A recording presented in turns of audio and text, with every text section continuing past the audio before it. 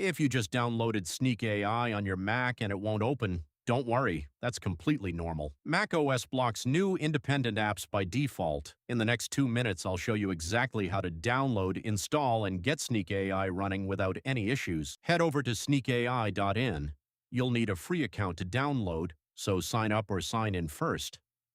Once you're in, click Download in the navigation and hit Download for Mac. It's a .dmg file, about 30 megabytes. It'll land in your Downloads folder in a few seconds. Once the download finishes, open the .dmg file.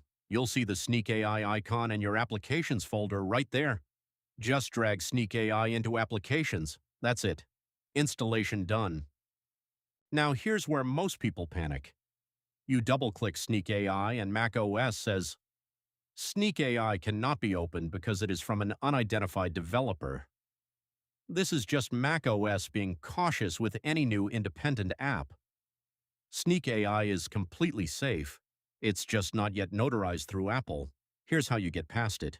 Open System Settings, go to Privacy and Security, and scroll down. You'll see a message saying SneakAI was blocked with an Open Anyway button right next to it.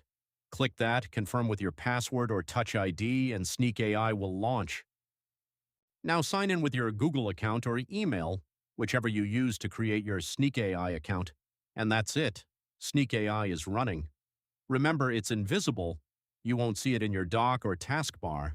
To bring it up anytime, just press Command-Shift-H. That's your most important shortcut. That's the full setup. Download, install, unblock, grant permissions, sign in.